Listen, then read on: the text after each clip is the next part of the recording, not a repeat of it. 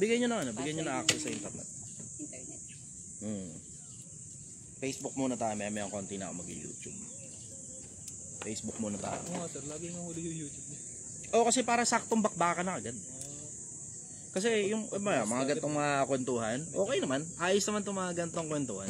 Pero mas prefer ko kasi na eksaktong matututunan na kagad ng mga tao yung nandun sa YouTube. Versus yung mga kwentuhan muna sa umpisa. QR code natin. Ha? Ayun, bigyan mo QR code.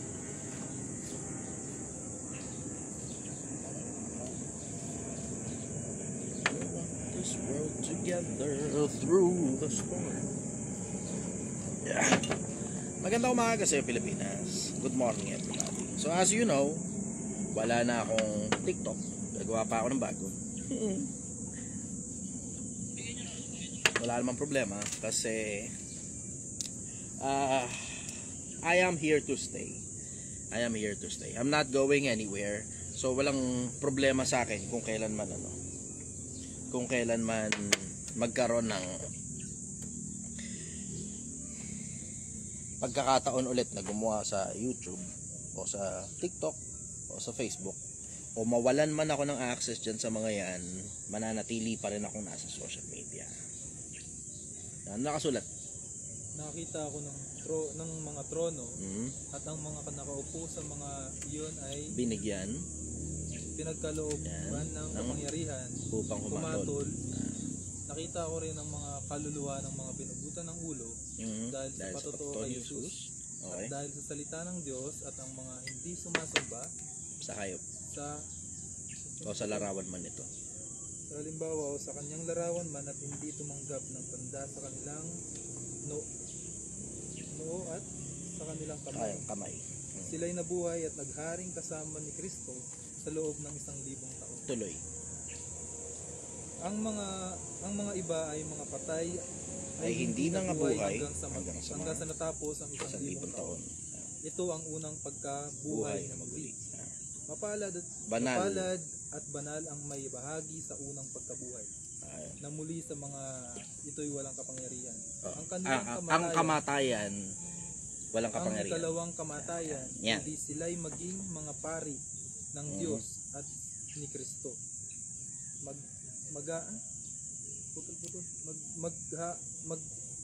Maghahanap ng kasama. Ay brother, kayo pala yung magbabasa. Sa loob ng isang kayo magbabasa.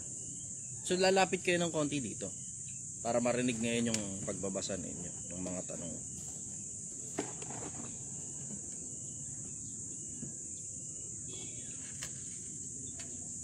$20.12.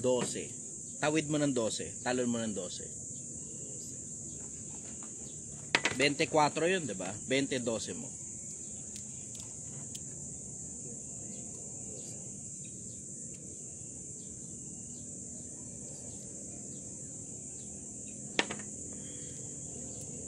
At nakita ko ang mga patay, mga dakila at mga hamak na nakatayo sa harapan ng trono. At binuksan ang mga aklat, binuksan ng mga ibang mga aklat. Na siyang ang aklat ng buhay. At ang mga patay ay hinatulan ayon sa kanilang mga gawa. Ayon sa nakatala sa mga aklat. Diba? Paano daw hahatulan? Ayon sa gawa. Ayon sa gawa. Saan nakasulat yung gawa? Nandun sa mga aklat. Tingnan mo, paano hahatulan? Hindi sa ginawa ng iba, sa ginawa mo. Tama? So, yan mismo, nakasulat sa talata. So, diretso, hindi ko alam kung gumagana yun. Ayun ang paghuhukom. At inuluwa ng dagat ang mga patay na nasa kanya at binigay ng kamatayan. Ang mga patay na nasa kanya. Patay na nasa kanila. At pinatulan ng bawat tao ayon sa kanilang mga gawa. Lapit, no? Pati dagat, binigay yung mga patay na nasa kanya. May mga namatay sa dagat eh. Ito nakaraan lang, di ba? Kakamatay lang ng mga yung mga nag-submarine dun sa ilalim para pumunta sa Titanic. Sige, go. Doon tayo sa mga tanong ninyo. Magandang umaga sa inyo lahat, Pilipinas. So, wala na akong TikTok. 2 account ko sa TikTok, sabay na binan. Hindi ko alam kung nangyayari yan sa ibang influencer. Pero 2 account ko sa TikTok sabay binan. So wala na ako ngayong account sa TikTok. Gagawa pa akong bago. Yan, gagawa tayo ng bago. Okay. Magandang umaga sa inyo. Yung mga gustong umakyat sa live, welcome kayo na mag-request na umakyat dito sa live. Ko-connecta pala muna natin to sa. Okay. Ito cellphone mo sayang. Sana pinaki-charge mo na dito. Nandito ka na rin lang naman. Iya-iya ka pa. Kaya gaya nga sabi ko sa inyo, sa bagay na tama, hindi ka ayan, resume na tao ulit. Ba, ang bilis oh. 112 na kagad yung audience oh. Good morning everybody. Magandang umaga sa inyo lahat. Okay, so gaya ng nabanggit ko kanina, wala na akong TikTok account at ang aking 2 TikTok account ay naban.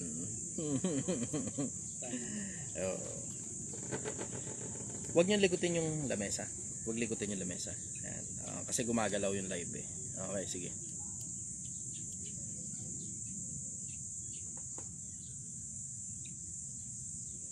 Maganda itong tanong nung isa oh. Sir, may question ako. Paano kung may last money ka na 1.5 million, anong gagawin mo? As in last money mo na yan. Hindi ko alam kung coming from what standpoint ka. Teka, curious nga ako. Pagkwentuhan nga natin yan. Akit muna natin tong si 1.5 million. Kasi masyadong malaki yan para sa last money. Masyadong malaki yan. Lisa, akit ka nga sandali. Curious ako dyan. Pag-uwan natin. Yan, nare-request ko na yung pag-akit mo. O-confirm mo na lang. Yan, okay. Hello. Good morning, sister. Hello po. Taga-saan ka? Antipolo lang po. Kapit-bahay ka lang pala. Okay. Oo nga. Ano ang problema mo? Yung 1.5 million, ang laki-laking pera niya, pinoproblema mo kung paano mo gagamitin? Kasi po, for example, last money mo na talaga yan, parang pamana sa'yo. Tapos ikaw, may kakayanan. Opo, parang ganon. Parang yung bahay, ibebenta na kasi. So, naghati-hati yung family and na mapupunta sa'yo is 1.5 million. Yung bahay na yun, dun ka nakatira. So, anong gagawin mo? So, 1.5 million. Bibili ka na ba agad ng bahay? O magre-rent ka muna? Bibusiness ka muna? Or, yun ganun po. Ako, diretso? Opo. Ayan, okay. So, ni-live ko na muna yung YouTube. So, ang tanong, merong 1.5 million. Tapos, minana itong 1.5 million na to. Tapos, yung 1.5 million, yun lang talaga yung pera na meron ka. Ayan, ang tinatanong, anong gagawin doon sa pera? Una, dahil manang pera yan, hindi yan parang nakuha mo sa disiplina, ilagay mo muna sa bangko, tambak mo muna ron. Mong gagalawin. Tangina, diretso, mauubos talaga yung pera na yan. Kasi, hindi ang galing sa disiplina. Kung yung pera na yan, galing sa disiplina, madali. Madali. Alam mo, eksakto kung saan mo gagastusin niya kasi galing sa disiplina yung pera eh. Pero pag yung pera galing sa mana, 1.5 million, wag mo munang galawin. Lagay mo muna sa bangko eh. Bakit? Kasi hindi mo pa alam yung disiplina ng pag-handle ng 1.5 million, mauubos lang yan. Kung paano mo ginagastos yung mga barya na meron ka, which is sweldo sa trabaho, o sweldo sa negosyo, kung ano man ang ginagawa mo, na hindi ka umaabot ng 1.5 million, at yan talaga yung pera na yan, pinakamalaking perang nahawakan mo sa buong buhay mo, huwag mo nang galawin, lagay mo na, tambak mo muna sa bangko. Sabi mo, kailan yung tamang panahon para galawin yung pera na yun? Gumawa ka muna ng sistema galing sa pinag-ipunan mong pera na sarili mo talaga, nang hindi mo ginagalaw yung 1.5 million na yan, tapos yung sistema na yun dapat gumagana na. Kahit pa paano, siguro nakagawa ka muna kahit mga 100,000 lang. Tapos tsaka mo ngayon dugtungan ng konti lang. Siguro mga 300, 400,000 galing doon sa 1.5 million para doon sa sistemang ginawa mo na. Kasi ang hindi mo gugustuhin, yung nagkamali ka ng gagawin sa 1.5, tapos naubos mo yung pera. Putang ina, yan lang ang meron ka. Okay po. Kasi po, opo, nagigets ko po. Ganito po kasi yung sitwasyon, sir. Nakatira ka dun sa bahay na ibebenta. So, technically, pagka nabenta na siya, hinati-hati yung pera, wala ka nang titiran. Renta muna. Hindi ko problema yung titirahan eh. Barya lang naman ang presyo ng tirahan eh. Magkano ba presyo ng tirahan? Pag ikaw lang mag-isa, o may asawa ka, may anak ka, kahit pa paano, siguro mga 5,000, 6,000 kada buwan. Malaki na yun. Malaki yun. May kasama ng kwarto yun minsan. Depende kung saan ka nandun. Kapag ka sa Metro Manila ka, kahit paano, studio type na yan, mabubuhay na ng maayos ang pamilya mo dyan sa halagang 5,000. Kasi sa mga squatters area, 3,000 nga lang, nabubuhay naman ng mga pamilya. 4,000, buhay na. Pamilya pa yun ng 2 o 3 anak. Pero diretso, pupunta ka na, lalagay mo sa pambili ng bahay yan. Kung hindi ka marunong mag-handle ng pera, sige, pwede. Lagay mo na lang pambili ng bahay, basta may bahay, gana lang. Pero kung alam mo naman kung anong ginagawa mo sa pera, kulang ka lang o hilaw ka lang pagdating sa disiplina, diretso, lagay mo muna sa bangko yung pera, patulugin mo muna, i-time deposit mo mga 2 taon. By 2 years naman siguro, kagawa ka na ng sapat na disiplina para gumawa ng 1,000,000 piso. O tsaka mo ngayon, dugtong yung 1.5 million mo dun. Alam mo na, maganda-ganda ngayon ng bagsakan mo, malaki-laki laban mo sa lipunan. Kesa yung gagawa ka ng sistema, tapos kagagawa mo lang ng sistema, bobombahin mo ng pera, puta, hindi nyo alam tungkol sa pagnegosyo ha. Usapang negosyo muna tayo. Ang hindi nyo alam, pag ang negosyo, tad ng pera, tapos kasisimula lang, laso ng pera sa negosyo. Laso. Sabi mo, paano nangyaring laso ng pera sa negosyo? Yung konsepto na hindi mo na pagtsatsagaan na matutunan ang disiplina. Ang pinipilit mong gawin, bombahin ng pera para makapagbayad ka na kagad kung kani-kanino nung disiplinang hindi mo matutunan. Ito problema mo. Ang mga mapapagkuha mong mga tao, mga wala rin disiplina. Paano nangyari? Kasi hindi mo alam kung ano itsura ng disiplina. So kahit sinong magpanggap na lang sa'yo sa harap mo na may disiplina, i-hire mo na agad yan. Naku, putang ina Pilipinas. Matuto ka Pilipinas. Pag hindi mo pa alam kung ano itsura ng disiplina at meron kang malaking pera, wag mo munang galawin. Mag-empleyado ka muna, mag-ipon ka muna ng pera. Pag dumami na ngayon yung inipon mong pera, o tsaka ka ngayon magpanggap na negosyante gamit yung inipon mong pera. Pero dapat yung inipon mong pera na may nakatambak kang pera sa bangko na minana mo sa magulang mo, dapat itong pera na to sapat para mapaikot mo at tuloy-tuloy na umiikot mga 1 taon nang hindi ka lumulubog, hindi ka bumabagsak, nababayaran ang bills mo, wala ka masyadong maraming sakit ng ulo. Ibig sabihin, sustainable ang tawag. Sustainable. Oh, ngayon, hindi pa sustainable, wag mo munang pakialaman tong pera dito. Kasi kung anong ginawa mo rito sa pera dito at kung anong nangyari sa pera dito na pinaghirapan mo galing sa paghahanap buhay, ganun din ang mangyayari doon sa 1.5 million. Kung naubos yung pera dito, then mauubos din yung pera na yan. Kung pumaldo yung pera dito, then malaki rin ang porsyentong pumaldo rin yung pera na galing dito. Bakit? Kasi ang sikreto kasi dyan, nasa disiplina. Ang sikreto, nasa disiplina. Pag hindi mo natutunan yung konsepto ng disiplina, hindi mo rin matututunan yung konsepto kung paano mapapanatili yung perang minana. Okay po. Kuha mo? Opo. Medyo nakatulong siya, sir. Good. Ayos. Follow-up question, sister. Wala na po. Okay. Sige, maraming salamat. Thank you very much. Sige. Bye-bye. Ay, ano to? Yan nakasulat, block user. Hindi. Remove lang. Ito ang problema kay Facebook. Sobrang accessible ng pagbablock ng mga tao. So kahit hindi ko tuloy gustong i-block, minsan napipindot yung block. Kung saan nandun yung para iakyat mo as view, as ano tag dito? Guest. Andun din yung lugar kung saan mo ibablock yung viewer kapag wala dun yung option para iakyat mo as guest. Pag nagkamali ka ng pindot, durog ka. Buhay nga naman talaga. Anyways, so going back sa pinag-uusapan natin, wala na po akong TikTok account. So dahil wala na akong TikTok account, ang meron na ako ngayon, YouTube at saka Facebook. So ayan, mag-aakit kami ngayon ng mga tao rito sa Facebook, gaya pa rin ng dati. Tapos, meron ba mga request? Okay. Yung mga gusto umakyat, welcome kayo. Yung mga gusto umakyat sa live, welcome kayo. Nandito tayo sa Facebook ngayon. Wala nang TikTok, ulitin ko, yung 2 account ko sa TikTok, auto-ban. Naban na yung 2 account sa TikTok. So kaya, excited ako ngayon na gumawa na naman ng bagong account na naman sa TikTok para mga mutang ina naman sa mga putang ina.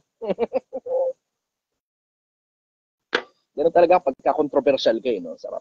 Sige, doon tayo sa mga tanong ninyo. Pagsilbihan mo natin yung mga tanong ninyo. Yung mga may tanong, aakit ko kayo sa live. Sige, dito tayo ngayon sa Facebook. Sa YouTube, parang wala yatang ganong option eh. Wala nga. Channel activity, add as moderator. Yun lang, walang option para mag-akit ng tao sa live sa YouTube. Sa Facebook lang talaga. Facebook. Okay. Sige. Good morning sa inyo lahat. Yung mga gusto umakit sa live, ito yung comment. Ay, hindi pala itong comment part. Ito pala oh. Hindi ko na alam pa. Tinan mo nga paano umakyat sa live. Aldin. Yan, Aldin. Mafi Santos. Minsan lang alam makakita ng matinong content creator na wawala pa. Wala tayong magagawa. Ganun talaga. Ayaw na TikTok ng bunga nga ako. Good morning, brother. Taga saan ka? Brother, good morning. Ngayon nasa Japan po. Japan. Watching Okay. from Japan. Ano tanong mo, brother? May tanong mo, brother, masasabi ba yung isang tao na walang pakisama kapag hindi siya nakikipagsabayan sa inuman? Kumari kasi sa case ko, hindi naman ako umiinom. Pero marunong ako makisama, nakikikwentuhan, ganon. Nakabase ba sa isang bote ng alak yung pakisama ng isang tao? Ang tawag dyan victim mentality, brother. Ang tawag dyan victim mentality. Yung konsepto na kailangan ko bang gawin lahat ng bagay? Paano kung ayoko? Nakabase ba sa isang bote ng alak yung pakikisama? Victim mentality yan eh. Pwede mo namang galingan sa ibang bagay. Di ba? Pwede mong galingan sa ibang bagay. Hindi lahat ng gusto nila sasabayan mo. Kung nagda-drugs yung mga yan, sasabayan mo din. Di ba? Kung nag-iose sila na hindi mo naman gusto manigarilyo, sasabayan mo. Kung nagiinom sila, hindi mo gusto mag-inom, sasabayan mo. May mga araw, kahit nagiinom ka, ayaw mo lang talaga yung araw na yun na mag-inom. Kahit naninigarilyo ka, ayaw mo lang talaga yung oras na yun na manigarilyo. Diba? Kahit naggaganong ka, yung oras na yun, ayaw mo lang talaga na makasama. Diba? You still have your life. Pero sa akin, at the end of the day, okay, gusto mo nang pakisama, galingan mo na lang doon sa mga bagay na pwede kang makisama. Sa mga bagay na hindi pwede, linawin mo sa kanila. Pasensya na kayo, ipagpatawad nyo na, ginagalingan ko naman sa pakikisama sa ibang pagkakataon, pero itong isang pagkakataon na to, tungkol sa konsepto ng pag-iinom, hindi talaga ako makakasama sa inyo. Ipagpatawad nyo na. Sana wag nyo isipin na wala akong pakisama kasi ginagalingan ko naman sa ibang pagkakataon. Ganun. Ano ba yun? Salamat, brother. Malinaw naman yun, brother. Okay. Paalam po kayo, brother.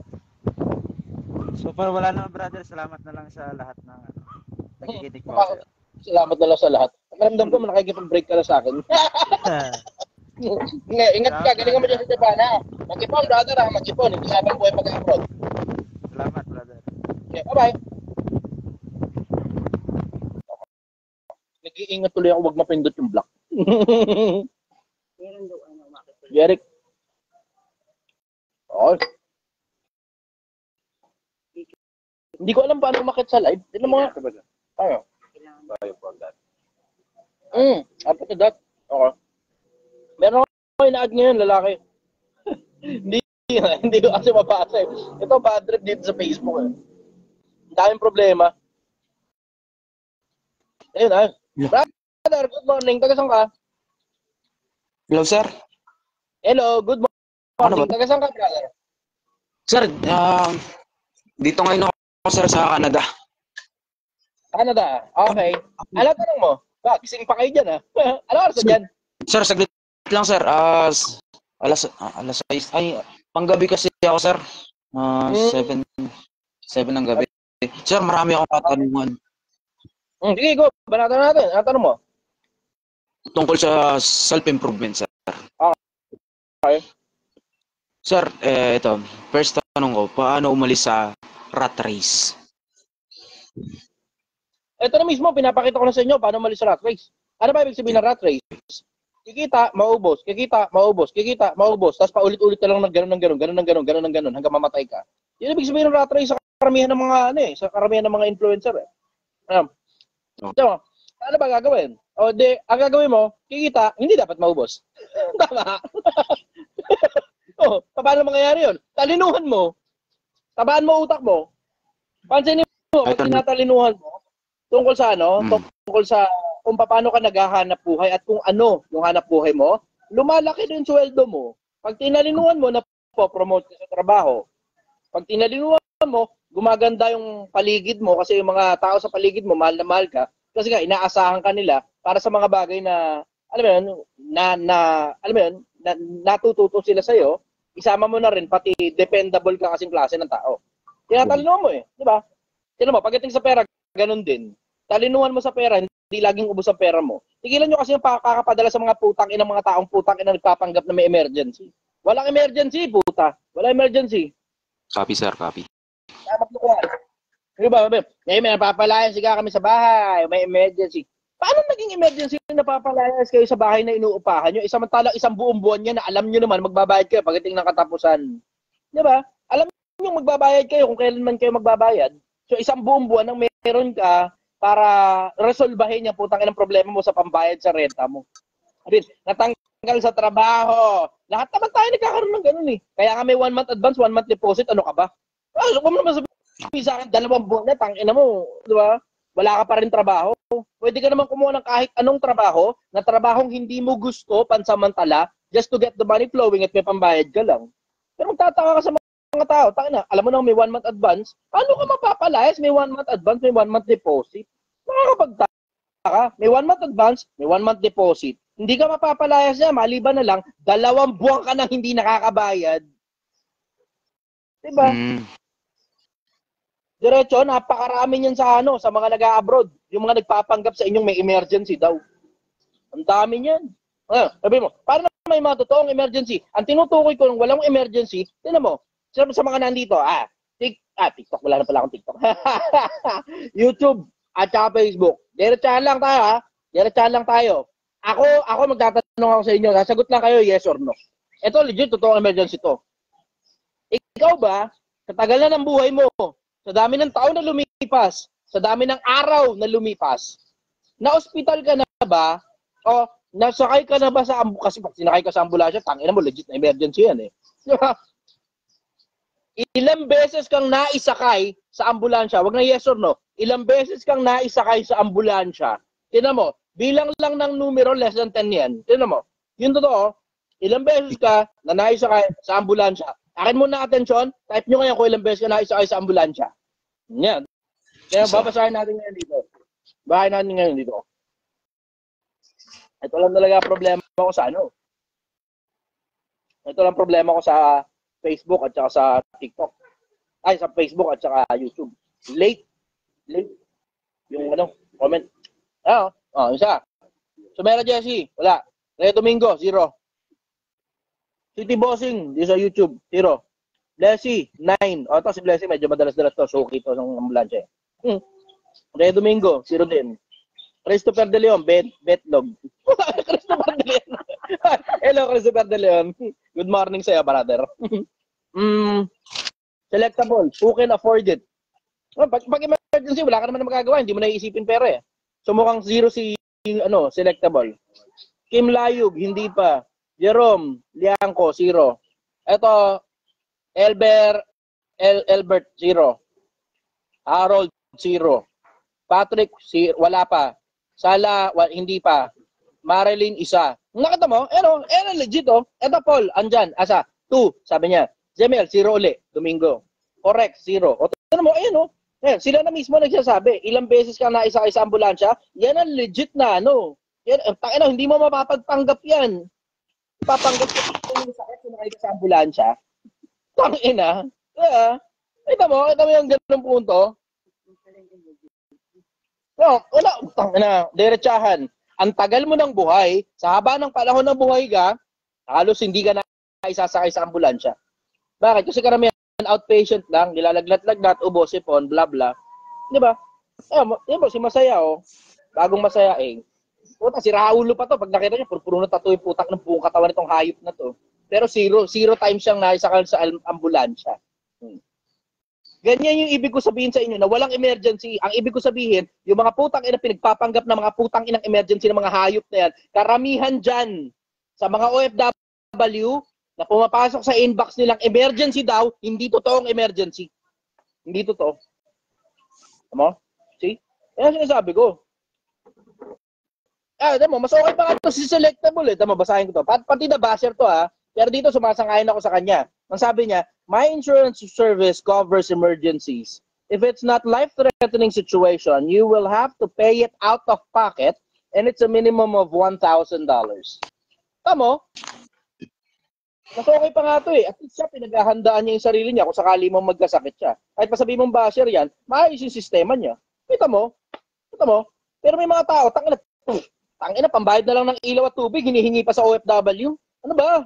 Tangina, nagloloko na lang tayo. Yung mga ganyan, pag sinasalo niyo yung mga hayop na yan, hindi nga tao yung tingin ko dyan. Sasama loob nyo sa akin. Pero hindi tao tingin ko dyan.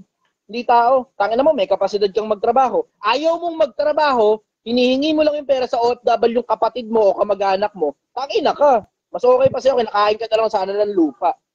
Paano yung mga iba, bla bla, may PWD, may hindi yun ang tinutukoy ko, hindi yung may kapansanan, hindi yung senior citizen, hindi yung minor de edad. Yung may kapasidad kang magtrabaho, wala naman diferensya utak mo, walang diferensya katawan mo, tinatamad ka lang, ayaw mo lang magtrabaho kasi binibigyan ka ng pera ng kamag-anak mo OFW.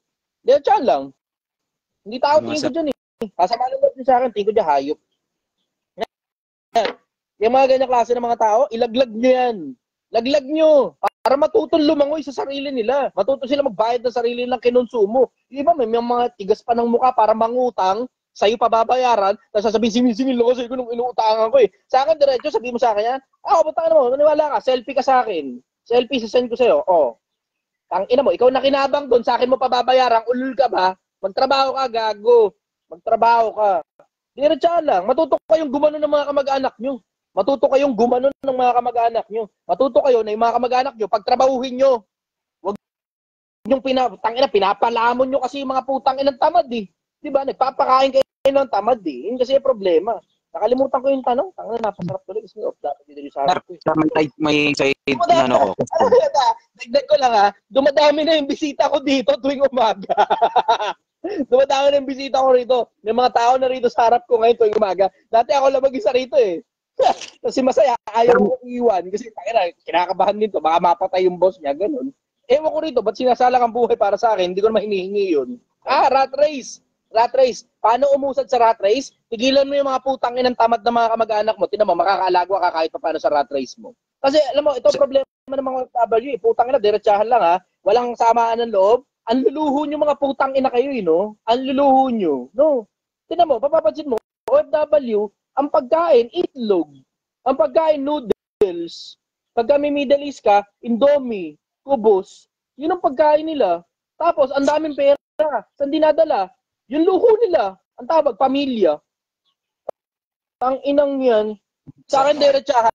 Hindi rin lang naman mutual. Puta, magtataka ka eh. Luho nila yung pamilya eh. Tingnan mo, pagka panahon ng padala, ang kukulit ng mga putang inang pangangamusta kaliwat kanan. Pag natanggap yung pera, biglang nawawalan ng signal. Tapos buong buwan wala signal. Putang ina. Grabe. Buong buwan wala signal. Huwag tayo magtarantaduan. Tangina nyo, hindi ka pag-anak yan. Hindi ano yan, hindi pamilya yung mga yan. Yan ay mga grupo ng mga taong mga hayop na nagpapanggap na tao na ang mga yan ay mga nalulunod sa buhay. Diba? Na hindi tulong ang kailangan niyan disiplina, na hindi mo kayang gamutin niya ng pera, na para ka nagtatapan lang band-aid ng band-aid sa isang infected na sugat na alam mong dapat putulin na yung paa na yun. Yung mga kamag-anak na yan, dapat putulin yung mga ganyan. Hindi na yan dapat binibigyan ng pera. Kapag panggapin nyo pang negosyante, magpopondo pa kayo sa mga putang ina. Eh kung yung personal na buhay na empleyado sila, hindi sila makaipon, pinagpanggap mo pang negosyante. Para pupuhunanan mo, tapos 50,000, 100,000 para lang sa puhunan, sa putang inang taong wala namang experience kung paano magnegosyo. Ano nagawa mo? Nagpapaulang ka ng pera sa langit, tapos sasabihin mo, naloko ka. Ano ba? Sasabihin mo ngayon, bigla, naloko ka. Hindi ka naloko, binobohan mo para magbigay ka ng puhunan sa isang taong alam mo namang tamad, na alam mo namang walang ka-experience sa pagnenegosyo. Diretsahan lang. Paano ka makakaalis sa rat race? Putulin mo lahat ng taong si Raulo. Hindi kasali doon yung nanay mong senior citizen na pinaglingkuran ka mula pagkabata. Hindi kasama doon yung anak mo dahil minor de edad yan, wala kapasidad magtrabaho yan. Hindi kasama doon yung kapatid mong mongoloid na alam mong pinanganak na may diferensya ang utak na hindi talaga makakapaghanap buhay. Hindi kasali yun. At tinutukoy ko ng mga siraulo, yung mga tao may kapasidad na mga magtrabaho, ayaw magtrabaho kasi nga namimigay ka nga kasi ng pera, putang ina ka. Doon ka lang makakaalagwa. Sa ganun ka lang makakaalagwa. Makakaalagwa ka pag pinagpuputol mo yung mga lecheng putang inang yan. Tingnan mo, pansinin mo, sa buhay mo, dalawang klase lang naman ng tao eh. Dalawa lang, isang humahatak pataas, isang humahatak pababa. Tignan mo ngayon yung tao, kung hinahatak ka ba niyan pataas, gusto ka umalagwa, o hinahatak ka pababa. Ganun lang yun eh. Tignan mo, hatak ba yan pataas, o hatak yan pababa? Pag hatak yan pababa, ibigay mo to, pababa ang hatak mo, putang ina ka. Diba, matuto ka magtrabaho, leche ka. Nagkakatalo lang naman niya kung yung hatak pababa sulit eh. Nagkakatalo rin niya kung yung hatak pataas, baka may kapalit. Kung yung hatak baba, sulit, katulad ng nanay mong naghanap buhay, buong buhay niya, ibinigay ngayon sa'yo yung pera, sulit ang hatak niyan pababa, hanggang mamatay yan. Bakit? Buong buhay niya, binigay niyan sa'yo eh. Pero yung nanay mo, 40 anyos pa lang, 50 anyos pa lang, hindi pa senior citizen, wala naman diferensya katawan, putang na, ayaw magtrabaho, tinatamad. Ano yan? Ba't ganyan?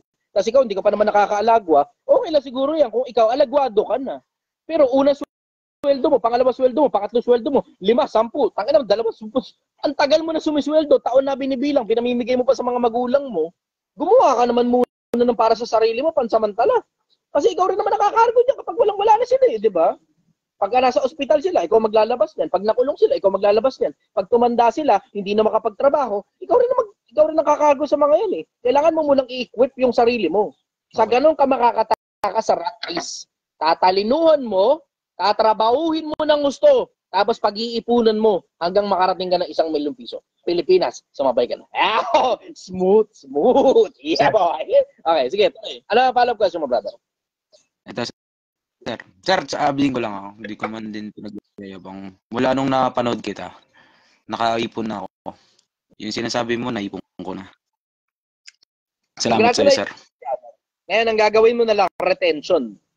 Kumbaga, maganda na yung katawan mo, regular ka na lang napupunta ng gym para manatili na lang na ganun yung itsura ng katawan mo. Ang gagawin mo ay retention. Welcome ka na mag-expansion pag naboboard ka na. Pero kung hindi ka naman naboboard, target mo dapat stability. Stable muna, tapos retention, tapos make sure, siguraduhin mo na nakakapanatili ka dun sa threshold mo na kailangan mo talaga. Okay, copy. Sir, ito naman. Paano maging matalino sa buhay? Ano yung mga structure nun? Multiple factors yan, brother. Isa yung common sense.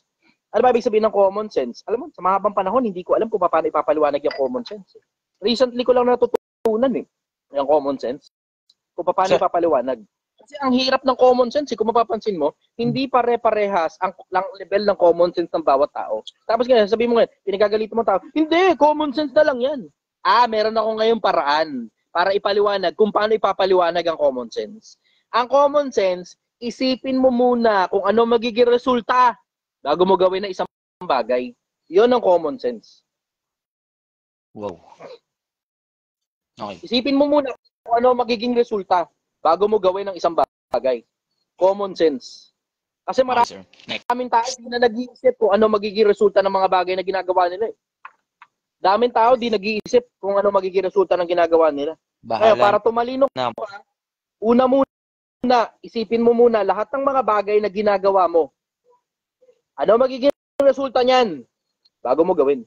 Yung pagbibigay mo ng pera sa mga kamag-anak mo, ano magiging resulta niyan? Baka pumasok sila sa cycle of dependency. Kung ipit na gipit, wala talagang malalapitan, nasa ospital, walang kapasidad para kumita ng pera, sige, so be it. Pero ikaw ngayon na magdidesisyon kung magkano yan. Bastos naman ito. Sino ba to? Bakit ka sa live?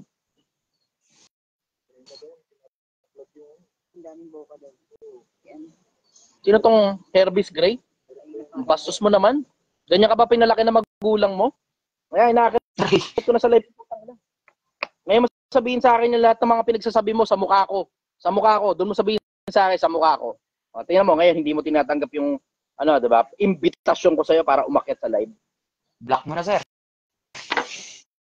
Hindi, kaya mo lang siya dyan. Para timing. Sana may option dito para mayan. Kaya suspend ka muna. Tangina ka. O yan. Sige, magpakita ng gilas mo ngayon.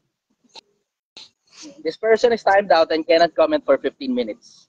Yan, yung mga ganyang klase ng mga tao. Mga hatak pababayan eh. So, bibigay ko lang sa'yo. O, eto ka. Kita mo? Ganon kasimple.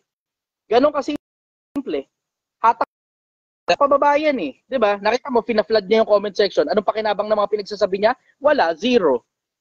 Gumagawa ng fake account para manggulo sa comment section, tapos wala namang pakinabang yung mga ganyang klase ng tao. Miserable buhay ng mga hayop na yan. Miserable. Sir, may tanong ako. Para maaga yan, para manood sa live ko. So, sige, tuloy. Sir, may tatanong ako. Naniniwala ka ba successful na tao, hinahata ka pataas? Ang mga mabababang tao, binababa ka pa? Ulit-ulit? Yung mga successful na tao, inaangat ka pataas. Yung mga bagsak na tao, mga mababang tao, binababa ka pa ba? Depende, brother. Hindi ko masabing diretsong successful na tao. Ang dahilan kasi kailan mo ba malalamang successful ka? Pag tinatanggap ka na ng Diyos sa langit, hindi naman dahil marami kang pera dito, successful ka na eh. Kasi tinan mo, ang gulo-gulo ng putang inang ibig sabihin ng successful na yan. Tinan mo, Pilipinas, akin nga muna atensyon nyo. Ako magtatanong sa inyo, anong ibig sabihin ng successful para sa inyo? Yung totoo lang. One word, gagamit lang kayo. One word lang. One word. Anong ibig sabihin ng successful? Okay. Ngayon, babasahin natin comment section. Sa YouTube, sa Facebook, ano ibig sabihin ng salitang successful? One word lang gagamitin mo. Kasi yung ibang mga tao, ginagamit dyan salitang mayaman. Mayaman. Akala nila, pag maraming pera, successful agad. Yung iba, akala nila, pag powerful ka, successful ka. Yung iba, akala nila, pag sikat ka, successful ka. Naman. Sige. Ayan. Yung isa, mayaman. Tama nga ako. Bet Guevara. Sabi niya, mayaman. Yun daw ibig sabihin successful. Yung isa, Hugutero, YT, tagumpay. Sabi niya. Ay, tinagalog mo lang eh. Yung isa, freedom daw. Sabi. Yung isa, save. Okay. Yung isa, financially. Yung isa, tagumpay. Yung isa, contento. Yung isa, heaven. Yung isa, contented. Okay. So, dito naman sa kabila, sa Facebook naman, resilience. Yung isa, contented. Walang utang. May sense ka naman yun. Eternal life. Peaceful. Successful and happiness. Peace of mind. Para sa kanya. Contento. Satisfaction. Tignan mo, kung mapapansin mo, ang gulo ng ibig sabihin ng successful eh. Paano magulo? Iba-iba kada tao yung definition nila ng successful.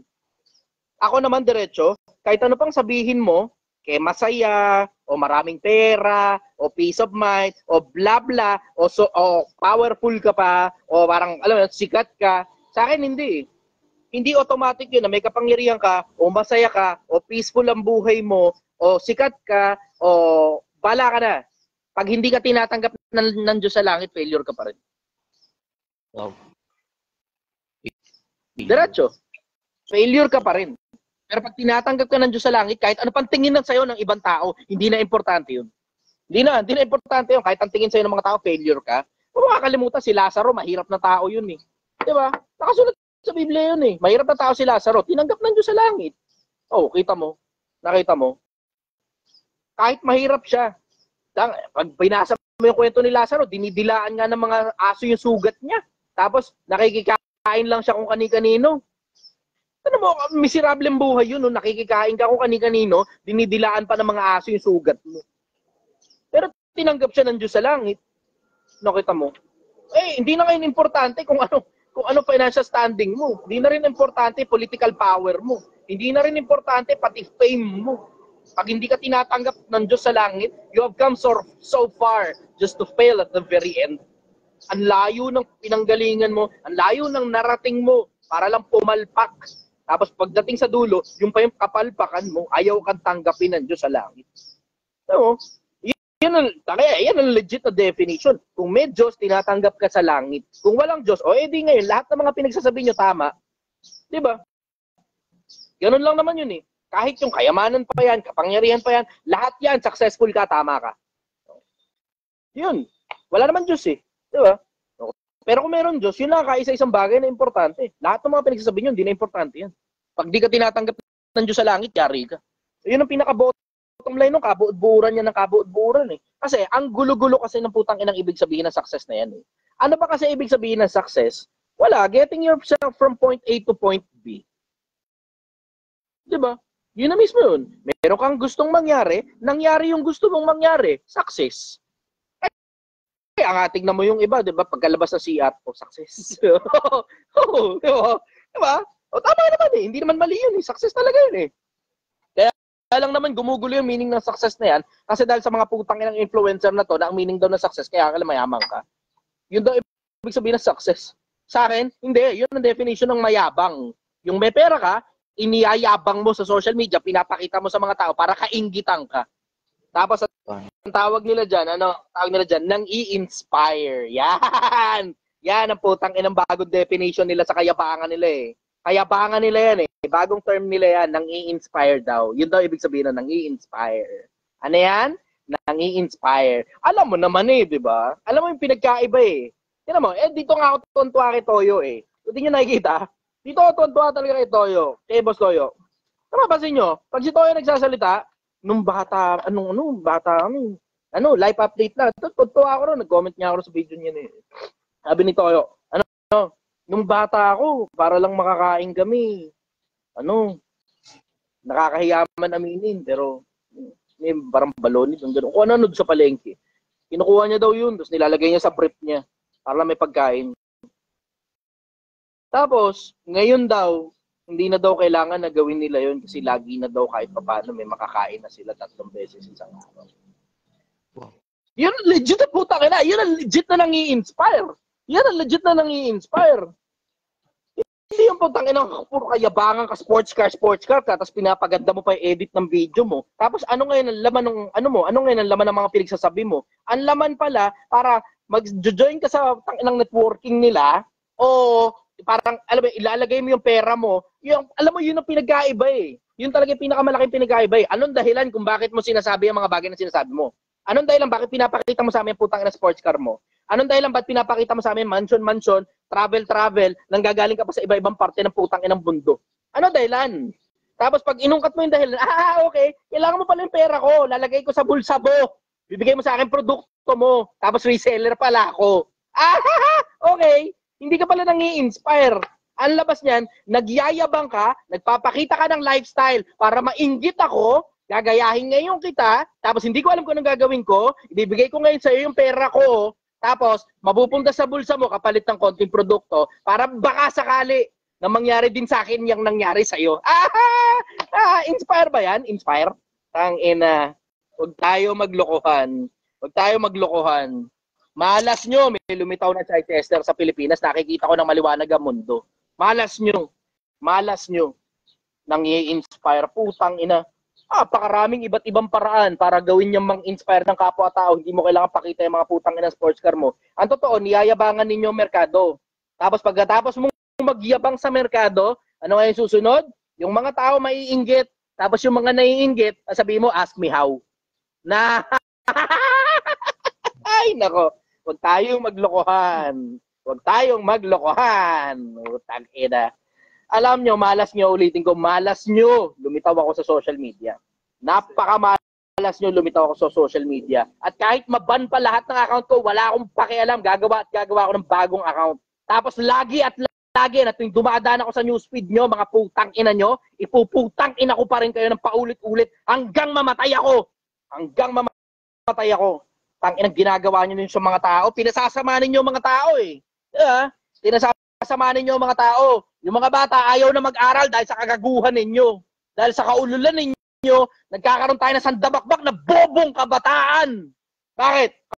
Kasi sabi nyo, wag na kumuha ng diploma, dumiskarte na lang. Para yung diskarte, yung pera ng mga bata, gusto nyo lagay sa bulsa nyo, mga putang ina nyo. Tang ina nyo. 7999. Tang ina nyo. Diretso, Pilipinas, ingatan mo sarili mo. Masyadong maraming ganyang klase ng mga tao. Wala pa rin tatalo doon sa maghanap buhay ka na lang kaya ng tapat. Kung gusto mong magpakita, mag-flex yung mga kung ano man yung trip mo, bahala ka sa buhay mo. Pero sa akin, diretso, ang ibig sabihin sa akin ng success, yung konsepto tinatanggap ka ng Diyos sa langit, at sigurado ko rin sa'yo, maraming mayayaman papunta ng impyerno. Tama, sabi ng kanta ng AC/DC. I'm on a highway to hell. I'm a highway to hell. Hey mama, look at me. I'm on my way to the promised land. Highway to hell ka talaga sa ginagawa mong kayabangan sa social media. Tangina kayo. Anyways, akatuloy tayo ng bago. Wala na si brother. Yun, siya ulit. Akatuloy natin. Nawala. Baka napindot lang siguro di sinasadya. Brother! Ano ang huling tanong mo na? Pasarap doon sa isang piraso na yun? Ha? Sir, Rat-race pa ba yun? Sir, hindi. Tapos na. Sir, ano tanong mo? Tanong ko. Sir, ano po yung structure nyo for financial? Kumbaga, ano yung pwede nyo i-suggest for financial structure? Ayun na parehas na konsepto na sinasuggest ko sa Project 1M. Tatalinuhan mo ng gusto, tatrabahuin mo, tapos pag-iipunan mo. At kasama sa talino na hindi ka dapat gumagastos sa mga kabobohang bagay. Diba? Like, sir. Diretso, ang isa sa mga pinaka nakakasibat ng finances, diretsahan lang, dalawa, pinaka nakakasibat ng finances, dalawa. Kaya ka pumapalpak sa madalas na pagkakataon dahil sa dalawa. Una, ang tamad mo kasing gumawa ng pera. Ang tamad mong gumawa ng pera eh. Pangalawa, ang luho mong putang ina ka. Ang luho mo. Yung dalawa na yon, tignan mo, pagsamahin mo, di magandang combination. Balik rin mo yon. Tignan mo, ang ganda ng combination. Yung ansipag mong gumawa ng pera. Tapos, lintik ang putang inang tindi ng pagkasinop mo. Masinop ka. Hindi barat ha. Hindi barat. Huwag nyo mapagkamalian, hindi barat. At hindi rin at the same time, anong tawag nila ron? Yung sobrang tinding pagtitipid na wala na sa lugar. Kuripot. Hindi kuripot. Hindi. Practical ka dapat. Alam mo kung alin yung mga nilalabasan ng pera, alam mo rin alin yung hindi mo dapat labasan ng pera. At ang sigurado ko sa inyo, isa sa mga hindi dapat paglabasan ng pera, yung mga putang inang deliver ng Shopee sa'yo. Nakalot ka nun. Tangki na kabisado na kung nasa squatters area, alin pinto yung putang inang kakatukin para malaman. Putang inang yan, deliver ng Shopee sa'yo. Tapos yung mga delivery, hindi mo na halos nabubuksan. Sa sobrang dami, bayad ka na lang ng bayad. Hindi mo na nga maalala kung ano ba yung mga pinag-o-order mo eh. Isama mo na rin doon pati yung mga putang ina mga kamag-anak mong alam mong hindi mo naman dapat labasan ng pera. Yan, napaka-impractical ng paglalabas ng pera sa ganyan. Doon yung dalawa na yun, sobrang impractical. Isama mo pa yung mga mahal na pagkain, yung kain sa kung saan-saan na wala sa lugar. Minsan okay yan. Minsan, yung minsan, dinalasan mo eh. Tapos babanataw pa, gano'n kadalas ang minsan. Putang inang yan. Tinan mo, yung dalawa na yun, tinan mo, talinuhan mo lang doon sa parte na yun, yung konsepto na ang dahilan kung bakit maraming tao ang mahirap, kasi ang tamad mo na nga, ang luho mo pa. Isama mo pa yung antanga mo, hindi ka marunong gumawa ng pera. Isama mo pa yun. Kasi kailangan mo ng expertise. Ang dahilan kung ba't hindi ka mabayaran ng mahal at minimum ang bayad sa'yo, kasi halos lahat ng tao kayang gawin yung bagay na ginagawa mo. Halos lahat. Lahat ng may malakas na katawan, na walang diferensya ang katawan, kayang maghalo ng simento. Halos lahat ng malakas ang katawan, na walang diferensya ang katawan, kayang maglagay ng ng punla sa lupa para maging magsasaka. 'Di ba? Ang kailangan mo expertise.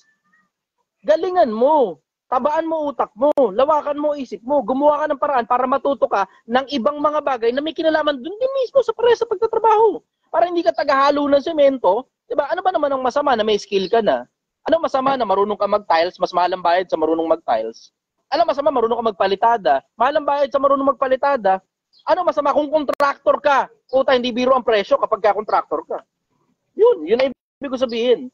Tapos, pagkatapos doon, babanatan mo ng gusto, tatrabaho ka ng gusto, sisipagan mo. So, tatalinuhan mo, sisipagan mo, tapos mag-iipon ka ng gusto. Yung iba kasi, nagkakaproblema doon sa tatlo eh. Di ba?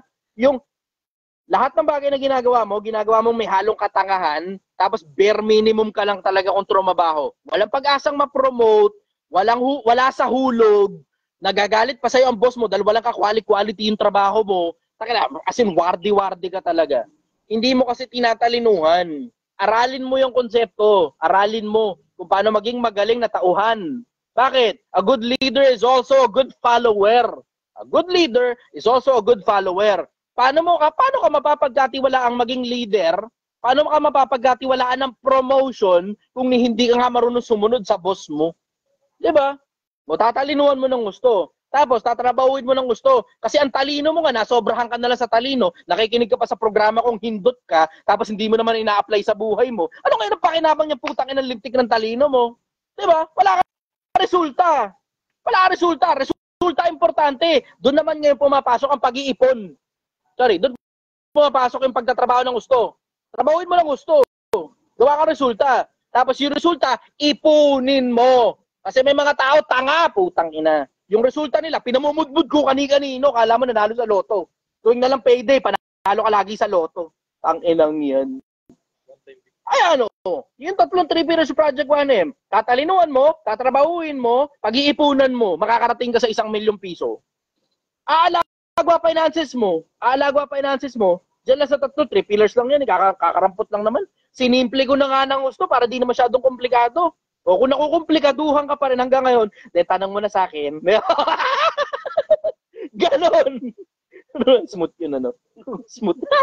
Yun ang sabi ko ron. Hindi naman kita pagsisinungalingan eh. Wala naman ako binibenta kahit na bukod sa putang ina sinigang na baka rito at saka assisting eh. 2 piraso lang yung produkto na yan eh. So kung di ka pupunta rito, alam mo hindi pera purpose ito. Wala kaming delivery dito. So sabihin, kung hindi mo trip pumunta rito, andyan ka, manood ka, pagtatapatan kita ng lahat ng bagay na alam ko tungkol sa lahat ng bagay ng buhay. Hindi kita pagsisinungalingan. Tignan mo, may tendency pa yung iba na magsinungaling eh. Yung ibang mentor, guru-guru, bakit? May binibenta sila eh.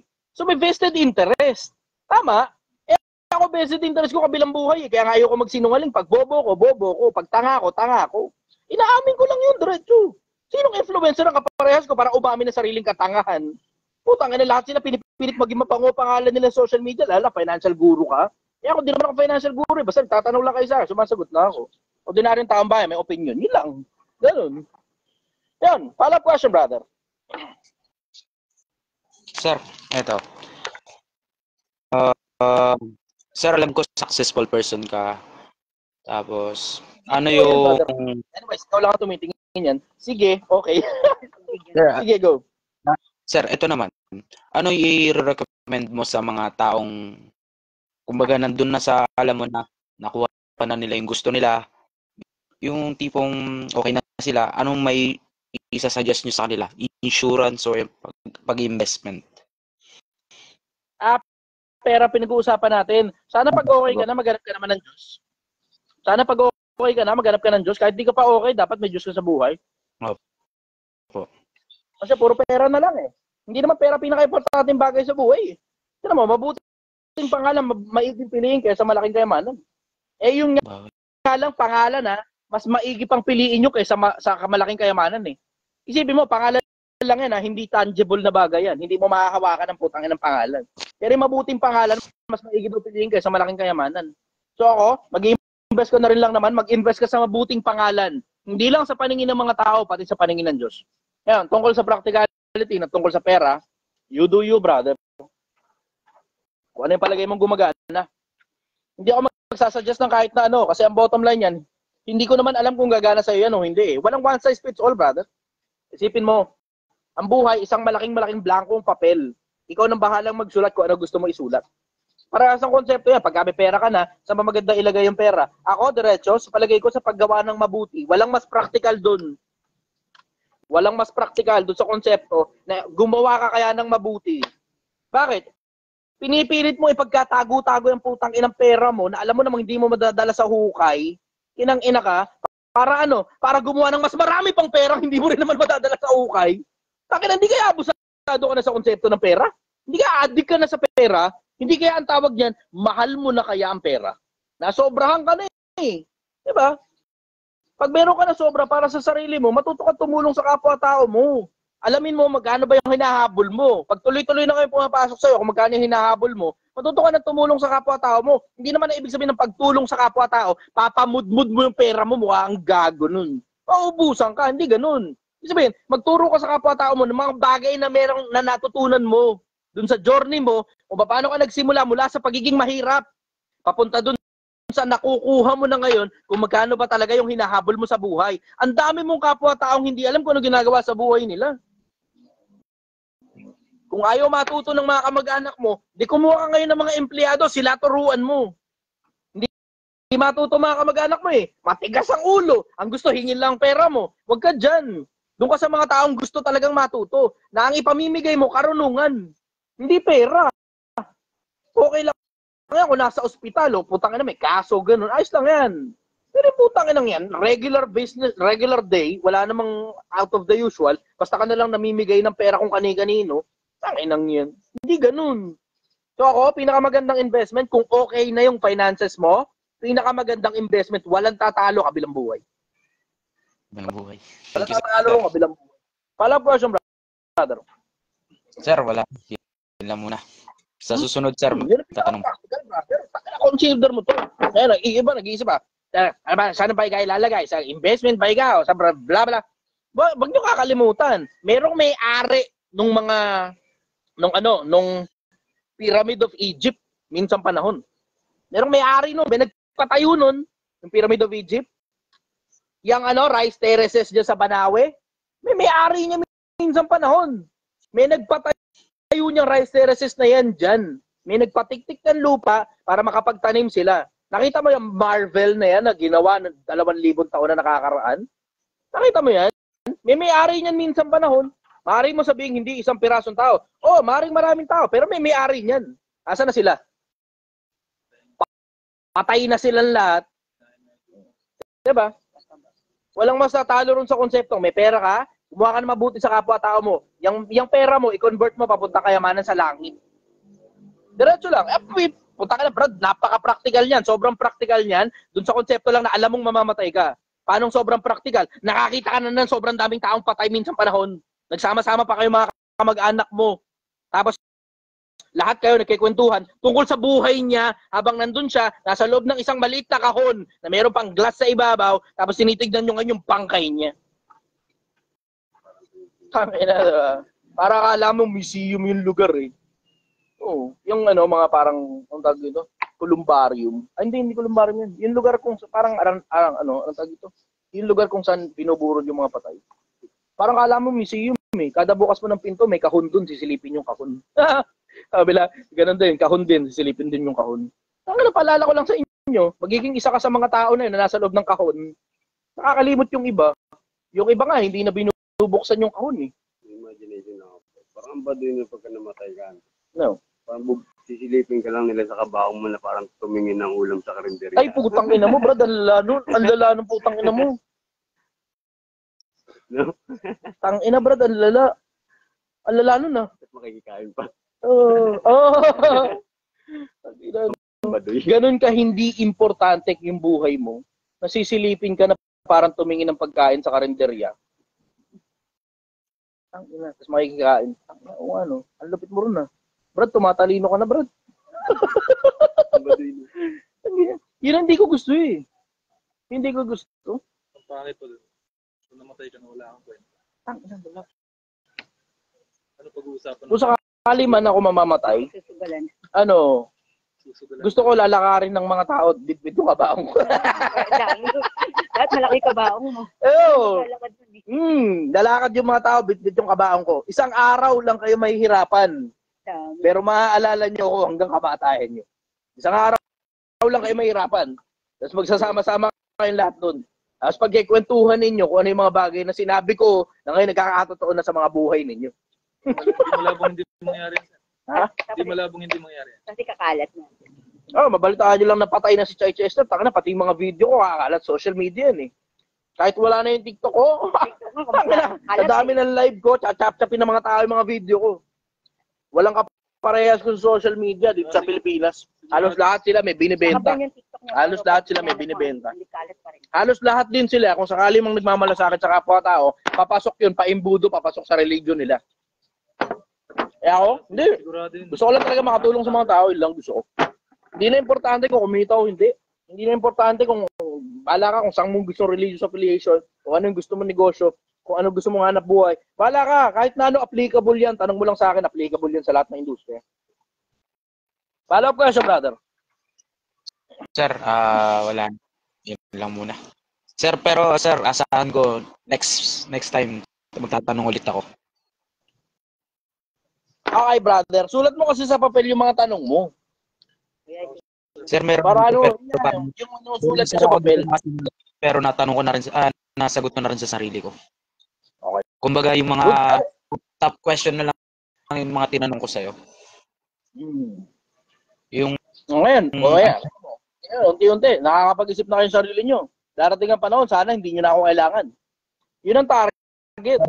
Sana hindi mo na ako kailangan dahil sobrang talino mo na, mas matalino ka na kaya sa akin. Ngayon, marami kayo ngayon nalilitaw sa social media. Magsasalita na yung mga legit na tao sa social media. I-request ko sa inyo sa mga mayayaman, makikiusap ako sa inyo. Yung totoong mga mayayaman na natuto ng marami sa industriya ninyo. Lumabas kayo sa social media. Magturo kayo sa mga tao para hindi yung mga putang ina mga scammer ang nandyan at nakakapamarali na mga nagpapanggap ng sobrang yamang mga impaktong putang ina, tapos ang gusto lang naman pala yung pera ng mga audience nila. Sir, saglit lang. May tatanong ako. Yeah. Paano mo mahihiwalay ang sarili mo sa mga toxic na tao? Brother, may toxicity talaga. Hindi ko hinihiwalay yung sarili ko sa mga toxic na tao. Toxic din akong tao. Pwede nga ako maging leader ng mga toxic na tao eh. Pwede. Hindi maging toxic yung buhay niyo, kama kayo sa akin. Oo. Pero itong level ng toxicity na to, ito yung level ng toxicity na makakapagpaalagwa sa'yo sa buhay. Kailangan mo ng proper level of toxicity, brother. Hindi ang konsepto na parang lahat ng toxicity tatanggalin mo. Hindi ganun. Yung mga toxicity na pakikinabangan mo, i-retain mo yan dyan. Yung toxicity na humahatak sa'yo pababa, ilaglag mo yung mga putang inang yan. Kailangan mo ng level ng toxicity sa buhay mo, na yung toxicity na yun, sapat para paalagwahin ka. Hindi na mapansinin mo, yung mga battery, di ba? Toxic din naman yan eh. Hazardous pa nga. Pero tingnan mo, pinakikinabangan ng mga tao. May tamang gamit ang battery, may maling gamit ang battery. Ang tamang gamit ng battery, pag may kailangan, flashlight, gano'n, lagay mo ngayon dyan. Ang maling gamit ng battery, sinaksak mo sa tenga mo, tangina ka, ay, tumulo yung battery. O ngayon, pakaramdam mo tuloy, susulog yung tenga mo.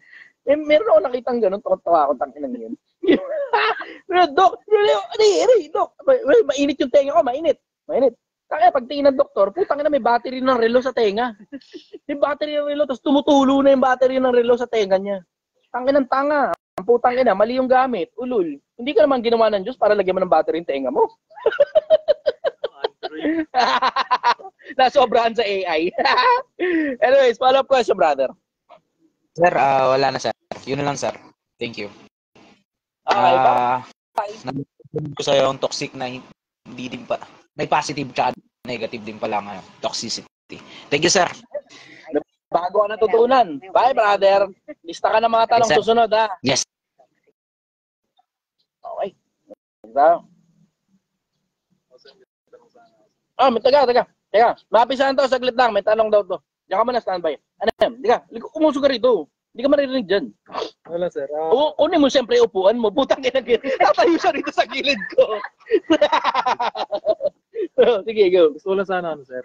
Kasi, kumbaga, ikaw ang nagbukas ng ano namin eh. Kumbaga na... Mapi, saglit lang ha.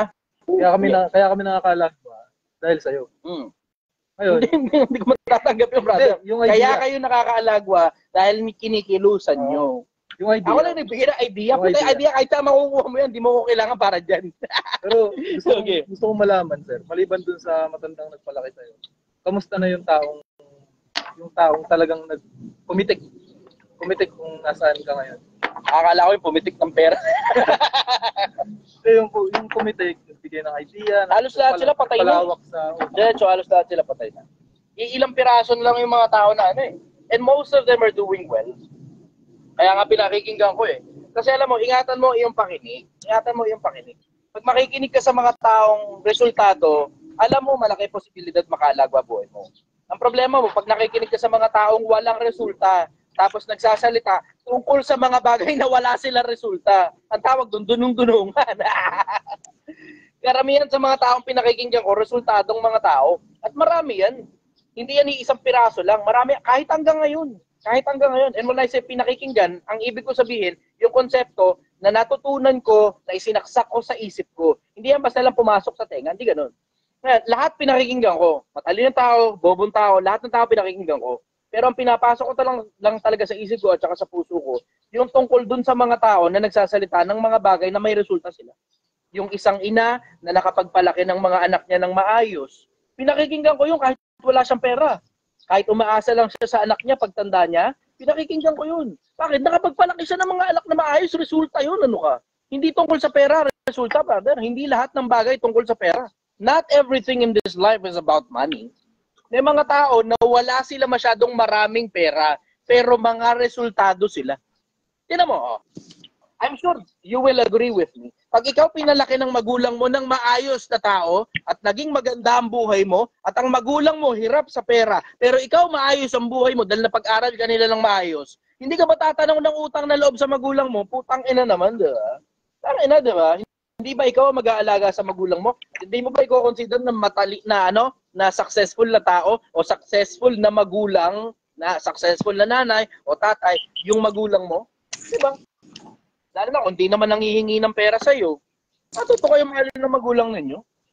Yun ang masasabi ko ron. Nakikinig ako sa lahat ng tao. Pero yung mga tao na pinapasok ko lang sa isip at saka sa puso ko, yung mga bagay na sinasabi nila, nakikinig lang ako sa mga taong resultado. Sa resultado lang ako. Doon lang. Yun lang yung nakakapasok sa puso ko, yun lang yung nakakapasok sa isip ko. Yung mga taong resultado. Yun. Hindi na importante kung tungkol sa pera yan, o tungkol sa espiritualismo yan, o tungkol sa maraming bagay ng buhay yan. Sa akin ang bottom line, hindi lahat ng bagay tungkol sa pera.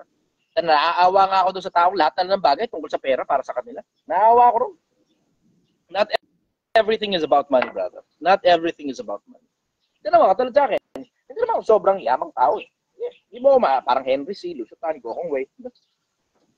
I'm very far from those people. Malayong-malayo pagdating sa finances. Sigurado ako sa'yo, pagdating sa finances, mas magagaling yung mga tao na yan kaysa sa akin. Diba? Pero, tinan mo, sa akin, meron ako sapat na kinikita para sa sarili ko. Diba? Sapat yun para sa sarili ko. At ako lang naman mag-isa eh. Diba? Pero Henry C., Lucio Tan, Gokong Wei, between myself and those people, sila pakinggan mo, wag ako. Sila pakinggan mo, wag ako. Ngayon, kung nagsisimula ka pa lang sa buhay, baka meron ako maitulong sa'yo mga maliliit na bagay. Pero pag lumalaki na negosyo mo, tapos alam mo yung negosyo mo, multinational na, ibang bansa na, o multiplanetary, tangina nagtayo ka ng sarili mong putang inang kumpanya sa Mars. Hindi ko na kaya sagutin para sa iyo yan. Hindi ko na masasagot yan. So diretso, hindi ko na maalala yung tanong. Ano yung tanong? Sino yung taong magbigay na idea? Madami, brother. Madami. Ang common yan, ito pinaka-common. May sinabing kakaiba, o out of the usual, out of the normal, yung someone na resultado, and I ponder on it. Tapos nire-research ko nung nilalaliman ko nung ito. Tawa, Elon Musk. Diba? Si Jeff Bezos. Diba? Maraming mga tao na resultado na hindi lang sila sa pera lang nakatutok. Tingnan mo, ang Elon Musk. Oh, sige, pera, blah, blah, etc. Okay, sige. Pero tingnan mo, karamihan ng narrative ni Elon Musk, it's not generally about money. Hindi ba katulad ni, paano to? Yung umiinom ng Coke na matandang lalaki na nanalo ng hustos tungkol sa stocks. Doon sa bumomba ng hustos sa stocks. Nakalimutan ko na paano matanda. Pero karamihan ng mga negosyante bumubugbog sa konsepto ng pera pag nagdi-discuss sila. Pero si Elon Musk hindi masyadong mapere sa bibig. Hindi pera yung bukang bibig niya. Oo, there's money involved in everything, diba? Understood na 'yon. Pero hindi masyadong puro pera yung dinidiscuss ni Elon Musk. Nagdi-discuss siya ng multiplanetary survival of humanity. Nagdi-discuss siya ng tungkol sa the boring company na kailangan ng maraming subway. Diba? Takina, sobrang rockstar ng lecheng yun. Gumawa pa siya flamethrower. Habi lang, trip-trip lang. Gumawa flamethrower at hindi daw considered industrial type yun o military grade. Parang pambahay lang yung flamethrower niya, gano'n. Sold out ka agad eh. Tignan mo, bakit? Kasi nga, kumbaga yung concept, Warren Buffett pala yung tinutukoy ko. Tungkol sa mga bagay na may kinalaman sa kaperahan, Warren Buffett, halos lahat ng mga bagay na dinidiscuss niya, lagi niyang natatouch yung konsepto ng pera. Pero si Elon Musk, sobrang wide nung topic na pwedeng i-discuss ni Elon Musk. Hindi lang buong mundo universe in general. Eh ako naman, I would want to discuss the same things kasi hindi, diretso, suyan na ako sa konsepto ng pera. Sawan-sawa na ako dyan. Sawa na ako talaga diretso. Hanapin mo lang kung nasa yung point of abundance mo. Magkano ba talaga hinahabol mo? Pagka ba may pumapasok 100,000 kada buwan, mag-research ka naman ng ibang bagay tungkol sa buhay. Pagka ba 200,000 buwan-buwan yung pumapasok sa'yo, o 1,000,000 buwan-buwan, hanapin mo magkano ba talaga yung hinahabol mo na eksaktong amount ng pera na kapag ka tumaas pa doon, okay ka nang tuloy-tuloy na pumapasok sa'yo yun. Tapos, you will research other topics aside from finances. Kasi there's so many things about life. life is not about money. Life is not about money. Hindi tungkol sa pera lang ang buhay. Oo, masarap pagkwentuhan ng pera, lalo na pagkakapwa negosyante pinag-uusapan. Oo, masarap pagkwentuhan ng pera sa mga taong nagtatanong tungkol sa pera. Pero kapag ka naman pare-parehas tayong stable na, tapos oo, mga negosyante tayo, hindi pa ba kayo naboboringan tungkol sa usaping pera? Boring na ako tungkol sa usaping pera. Ayoko na pinag-uusapan masyado pera eh. Diretso. Ito nga itong Project 1M, gusto ko na lang bumalik dun sa konsepto na 2,000, 3,000 yung kinikita namin araw-araw. Kasi ngayon, ang lalaki na masyado ng pera na kinikita namin dito, hindi na masaya eh. Hindi na. Puta, bumi-20 mil kami isang araw, tumi-30 mil kami isang araw. Halos malapit na nga sa boundary na 40 mil a day. Yung kinikita nitong Project 1M eh, naboboringan na ako. Namimiss ko yung panahon, nagbabalat ako ng tareta sa tondo. Namimiss ko yun. Diretso. Kaya pagkatapos itong Project 1M, tapusin ko lang talaga itong Project 1M. Bibili ako ng bulok na motor. Tapos biyahe ako papunta ng Mindanao na halos walang kapera-pera. Halos walang kapera-pera. Biyahe ako. Kasi maligaya ako ron eh. Maligaya ako tumingin ng maraming bagay ng buhay. Sawang-sawa na ako sa pera. Putang ina. Diretso lang. Sawang-sawa na ako sa pera. Sawang-sawa na ako sa pera. Pag wala ka anak, wala ka asawa, mag-isa ka lang katulad ko, tangina, magsasawa ka. Parang si Jack. Yeah. Sa Titanic. Parang si Jack. Yung konsepto na where do you live? I live everywhere. Wherever I go.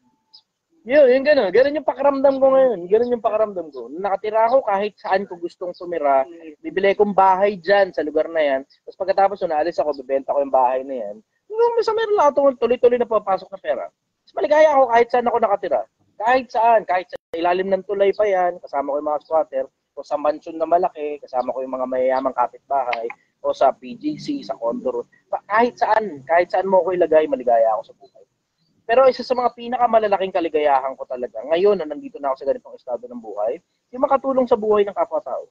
Kasi when you get to that part of your life, that you no longer worry about your finances, you will also include the concept that you are no longer interested in material things, sports cars, mansions. You're no longer interested in those things.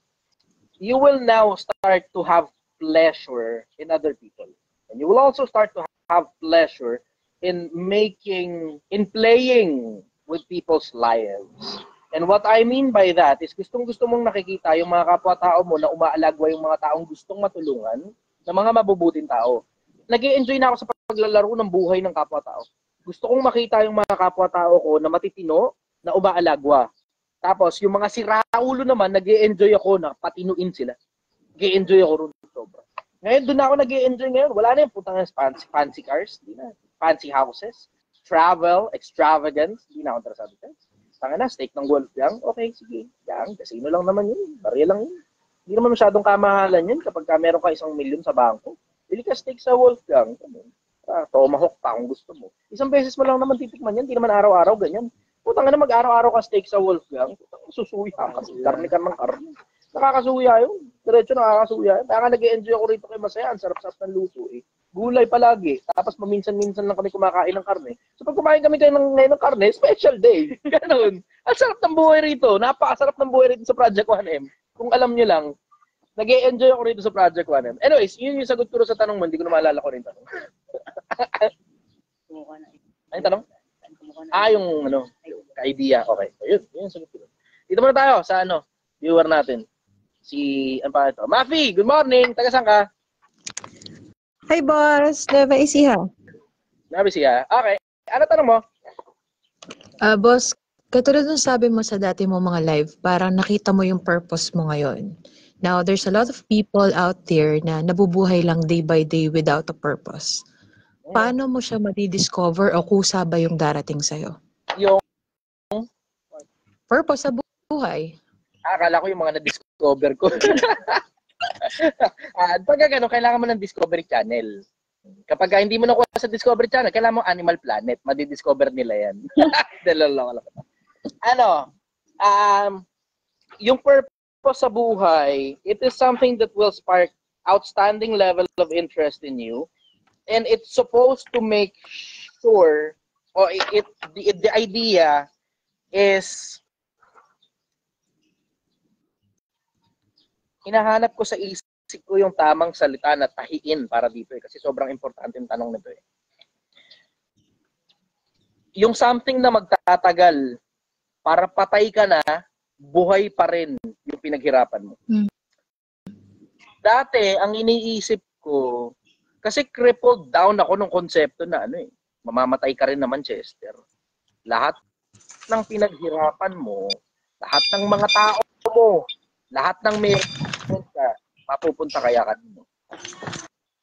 Crippled down ako ng ganung idea.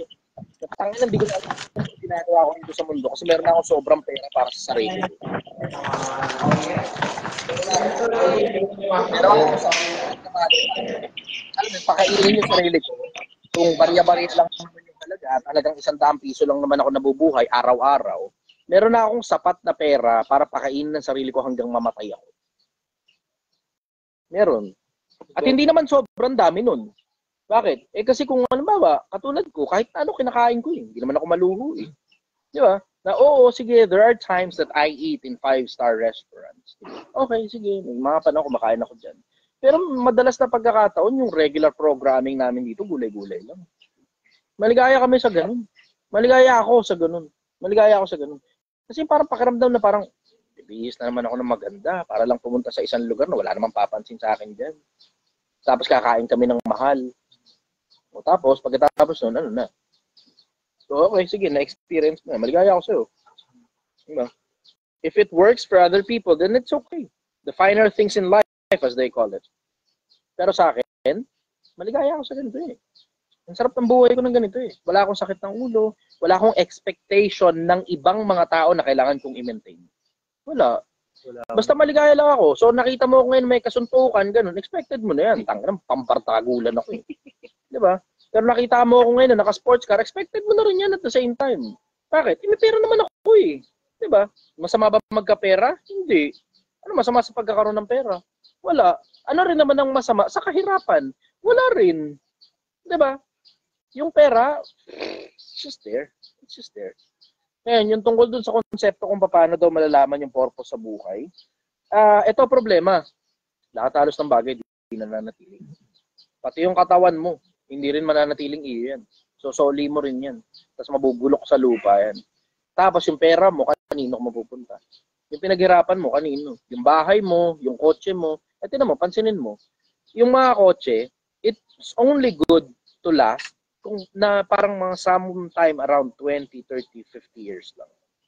Pagka tumagal pa doon, tawag na nila doon vintage. Na hindi mo na masyadong mamanihuhin sa kalsada na yan, kasi halos delikado ng manihuhin sa kalsada kapag gano'n nakatanda yung kotse. Isama mo na rin na baka masira, pan-display nga yun. Diba? Yan, tinan mo, isipin mo yun. Diba? So ngayon, naghahanap ako ngayon ng sense sa buhay ko. Diba? Naghahanap ako ng sense sa buhay ko na wala akong makita. Wala ka na kasi wala. Tangina, wala akong makita ng sense sa buhay ko. Ano ba ginagawa ko rin sa putang ng mundo na to? Kakalat-kalat ako rito. Wala ka ng ego na. Ano ba ginagawa ko rin sa planeta na to? Ikaw, kayong lahat, ano ba ginagawa nyo rin sa planeta? Di ba? Anong nangyari? Itong planeta na to, ito yung araw, umiikot yan dito. Saan papunta yung planeta? Ba't siya umiikot sa araw? Para makapanatili buhay? May pakialam ba talaga yung planeta sa buhay? Bakit umiikot yan dito? Tapos, itong sistema na to, umiikot yan, spiraling through space sa Milky Way galaxy. So, yung isang ikot ng araw natin, kasama na yung solar system natin, sa loob ng Milky Way galaxy, that's called 1 galactic year. Pero yung galaxy, umiikot din nasa loob ng universe. So, lahat ng bagay umiikot. Saan papunta galaxy natin? We have no fucking clue. Wala tayong alam kung saan papunta yung galaxy natin. Ba? Wala tayong alam. Hindi natin alam kung saan papunta. So ngayon, ako naman, hindi naman ako magiging kasing yaman ng Pharaoh ng Egypt. Hindi ako magiging kasing yaman ng Ottoman Empire. Hindi ako magiging kasing yaman ng Roman Empire. Hindi ako magiging kasing yaman ng Persian Empire. Hindi ako magiging kasing yaman ng Chinese Empire. Kahit pa sabihin mo ko may Philippine Empire, hindi ako magiging kasing yaman yan. Ano ngayon ang purpose para nandito ako sa mundo? Hindi ko alam eh. Hindi ko talaga alam, diretso. So, ngayon, I'm starting to take pleasure out of helping other people. And I'm hoping that there's a God out there. Hopya ako eh, hopya. Sana meron Diyos doon sa kabilang buhay. Para po lahat ng mga pinaggagawa ko rito, worthwhile naman. Kasi, putang ina, bad trip talaga yun kung walang Diyos. Bad trip talaga yun. Effort. Tangina, sobrang tindi ng effort mo, tapos wala naman palang kwenta lahat ng bagay. Tangina, bad trip. Pero may umaalis kasi sa buhay. May umaalis sa buhay. May umaalis sa katawan, ang tawag buhay. Kami, may bagong pusa rito. Malilitaw-litaw lang ito. Hello. Kumukha niya, no? Ming-ming dun sa Walilapya. Hello. May umaalis sa ano eh. O, sige na, baba ka na. May umaalis sa katawan ng tawag buhay. Maraming components itong katawan ng tao eh. Maraming parte yung katawan ng tao. So merong tao ka, may katawan ka. May espiritu ka sa loob, ang tawag ng buhay. May konsensya ka, may isip ka, may muscle memory ka, may experience ka, and you probably have a future kung hindi ka mamamatay ngayon. Hindi ko alam kung pag-alis na itong buhay sa katawan, kasama ba lahat ng mga iba na naiwan yung katawan? Kasi yung katawan naiwan. Pero ano-anong kasama nito? Ang kasama ba nito memory? Hindi ko alam. Wala pang nakapagpatunay. Kung yung umalis sa katawan na energy, kasama ba nun yung memorya? Hindi ko alam. Pero, ang isa sa mga pinakamalalaking bagay na nagme-make sense sa akin, ang daming bagay na nagme-make sense dito sa mundo. Ang daming bagay na nagme-make sense dito. So ngayon, ang sabi ng isa, sabi ni Jonathan Dave Wick Reyes, mukhang mala atheist ka na, boss ah. Oo, actually nagme-make sense nga talaga yung konsepto ng mga atheist. If you put it into context, nagme-make sense. Hindi ko lang talaga maialis na baka kasi merong Diyos. Bakit? Kasi there is order. And you cannot create chaos. You cannot create order out of chaos. May order eh.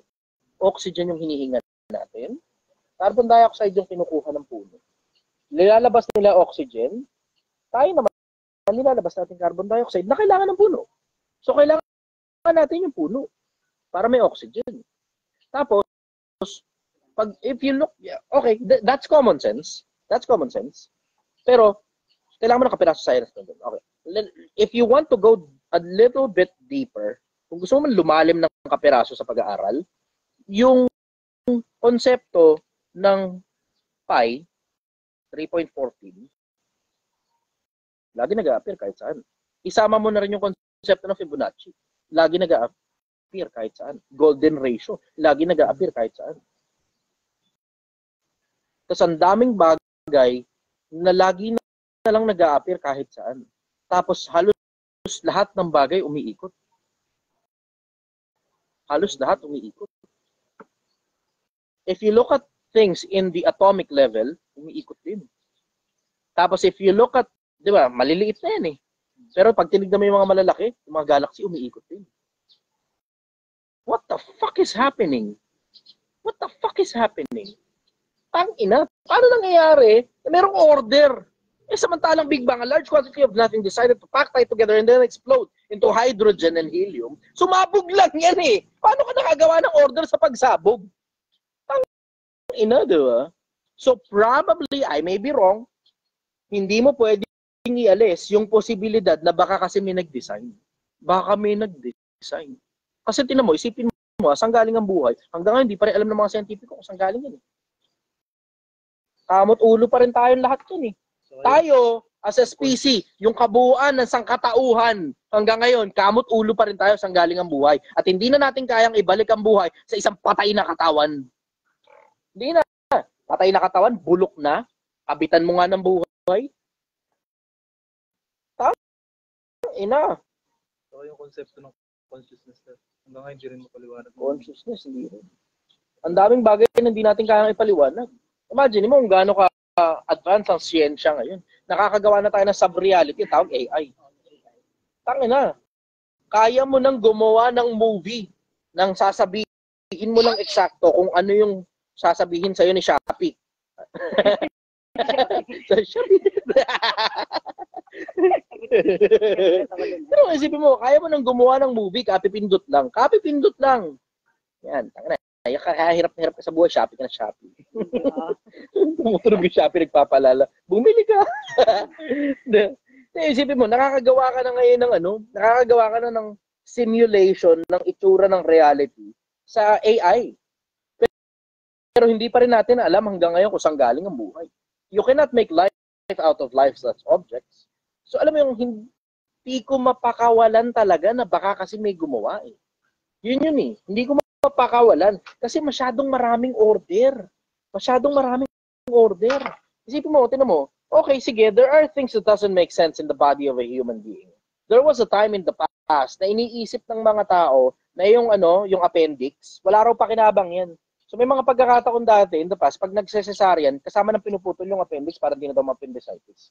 Recently, laman nila sa Oxford University, kung di ako nagkakamali, sa Amerika, yung pala appendix, may gamit pala yan.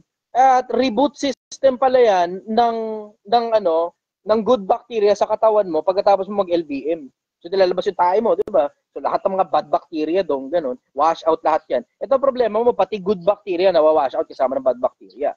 So ngayon na nangyayari, yung good bacteria, kapag wala ka appendix, dire-diretso na yan, kasama ng tayo mo yan. Pero kapag may appendix ka, taguan pala ng good bacteria yun. Tangina, so may pakinabang yung appendix. Tingnan mo, halos lahat ng parte ng katawan ng tao may pakinabang. Kung sumabog lang yan at tsamba lang yan, sana kahit paano makakakuha ka ng maraming parte ng tao na walang pakinabang. Sana ganun. Pero hindi eh. Ako mismo, pinag-aaralan ko yung katawan ko, anatomy. Putang ina mo, lahat ng bagay may pakinabang. Tapos lahat interconnected with each other. Yung mga veins natin, ang dami. Putang ina, yung DNA, hindi ko kaya paliwanag. Paano nangyari yan? Evolution, DNA? Ako, may feeling ako, putang ina, baka pinaglalaroan tayo ng putang ina ng alien dito. O, baka may gumawa talaga sa lahat ng bagay. Hindi ko kaya ipaliwanag yan. Yung DNA, codes yan eh. Codes.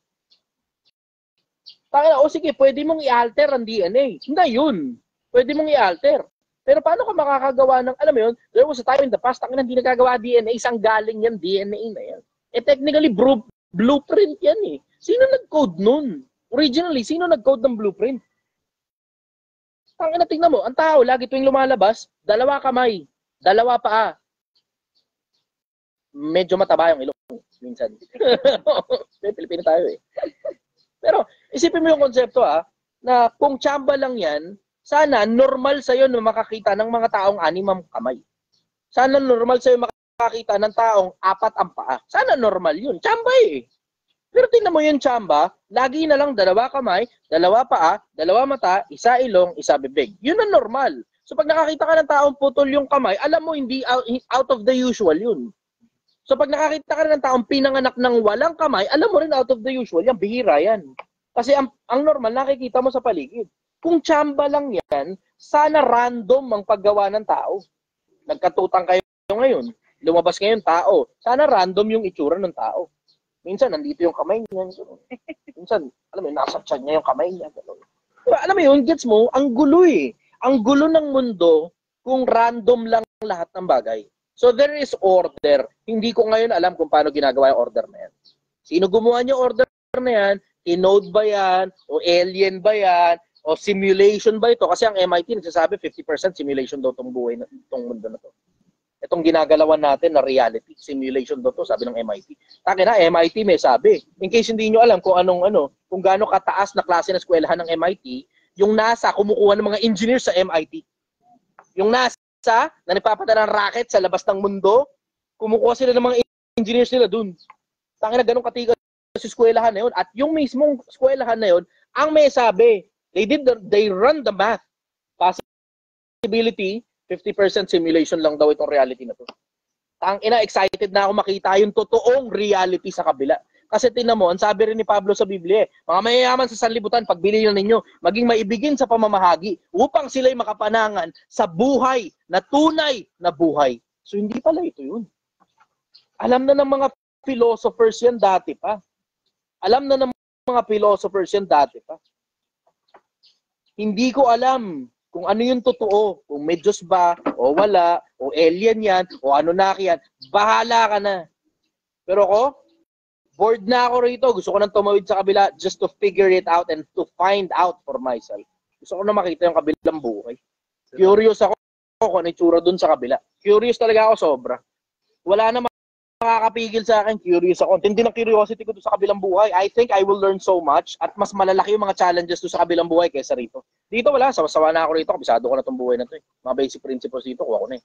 Pero yung kabilang buhay, curious ako. Ayaw mag-iwan ng lahi muna. Hindi ako interesado yun. Iwan ng lahi po. Hindi ko masigurado. Baka mamaya maging mas siraulo pa kayo sa akin yun. Siraulong tao ako eh. Mamaya alam mo, yun ang pinaka-worst na hindi mo gugustuhin. Sobrang talinong tao, tapos sa samang klase ng tao. Tangina, recipe for disaster yan. Recipe for disaster. Yung masama kang tao, sobrang talino mo pa. Recipe for disaster. Nagbabagong buhay lang naman ako eh. Pero hindi ako nag-claim kahit kailan na mabuting tao ako, kahit kailan hindi ko kinlaim yan. Basta ang pangarap ko, maging mabuting tao. Ibig sabihin nung ginagawa ko lahat ng bagay na magagawa ko para maging mabuting tao. Lahat ng bagay ginagawa ko para maging mabuting tao. Hindi ako, ewan ko, hindi ko alam kung makakarating pa ba ako doon o hindi na. Pero Diyos na ang bahala magsabi nun. Pag tumawid na ako sa kabilang buhay, kaya hindi ko maiwan yung konsepto ng baka merong Diyos. Diba? Paano mo ba mahahanap yung tawag doon? Almot ako tuloy kung anong tanong niya. Paano mahanap yung parang purpose mo sa buhay? Ano ba yung bagay palagay mo na worth doing dito sa buhay na to? Yung nag-e-enjoy ka na ginagawa. Na merong challenge. Kasi hindi mo gustong puro smooth na lang lahat ng bagay. Parang boring. Yung buhay ko nga, smooth na, boring na eh. Nababagot na ako. Kahit sa Project 1, nababagot na rin ako. Routinary. Sobra. Routinary, paulit-ulit lang.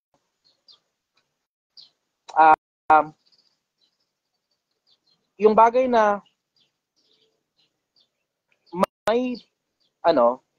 may challenge, isama mo pa yung nag-e-enjoy kang ginagawa, yung bagay na palagay mo may challenge na yun. Tapos isama mo pa, sana sama mo na rin sa formula, yung bagay na palagay mo magtatagal hanggang patay ka na, buhay pa yung idea. Yun yung sa akin worth doing. Bahala na kayo, paano nyo babanatan? Last ako. Yan lang. Ray Fardo.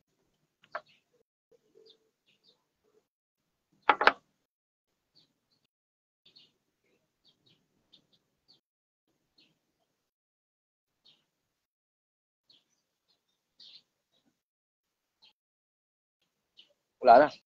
Wala si Ray Fardo. Okay. Nag-enjoy ako ron. Isa't kalahating oras naman na sa YouTube. Magandang umaga sa inyo, Pilipinas. I love you all. Galingan nyo sa buhay. Pilipinas, sumabay ka na.